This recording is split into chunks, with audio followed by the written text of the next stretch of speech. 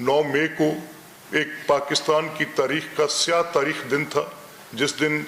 अफवाज पाकिस्तान के खिलाफ एक इसी तरह की हेट कैंपेन चलाकर, एक मतवातर हेट कैंपेन चलाकर, बिला जवाज हेट कैंपेन चलाकर, उसके बाद उन लोगों को इंसाइट किया गया, पॉलिटिकल एक्टिविस्ट को एक वायलेंट मॉब में कन्वर्ट किया गया, उसके बाद फिर कोर कमांडर्स के घरों पर हमले करवाए गए, उसके बाद फिर मिलिट्री इंस्टॉलेशंस पर हमले करवाए गए, उसके बाद फिर किसी किस्म की कोई एक ऐसी चीज आपने देखा, एयर बेसिस पर हमले, बैंक जलाए गए, एम्बुलेंसेस जलाए गए। तो ये 9 मई का एक बिल्कुल एग्जैक्टली उसी पैटर्न पर हेट इंसाइट करके, कोई एविडेंस के बगैर। अब जब ये देखें होता कैसे है कि जो एक स्टेट का एम्प्लॉय है, जो स्टेट मशीनरी है, उसका स्टील फ्रेमवर्क होता है स्टेट का, जो गवर्नमेंट एम्प्लॉयज होते हैं, आप उनको थ्रेट कर रहे हैं, आप उनको उनकी लाइफ के साथ थ्रेट कर रहे हैं। आप ये कह रहे हैं कि पॉलिटिकल पार्टी के कुछ कारकुनान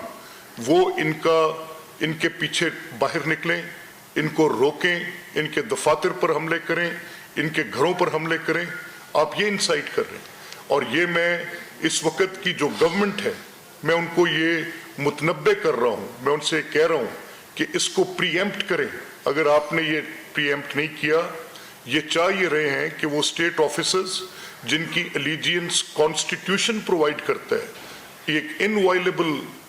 एलिजियंस है जो कॉन्स्टिट्यूशन कहता है आर्टिकल 5 कि अगर जो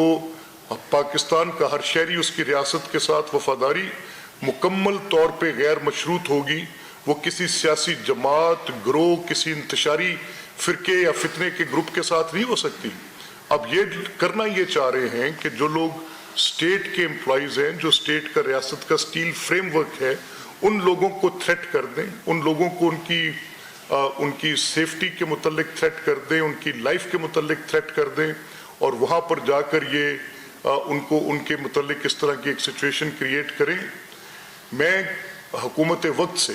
जो भी निगरान गवर्नमेंट्स बैठी हैं, मैं उनसे कह रहा हूँ कि आप देख कर रहे हैं, what are you waiting for?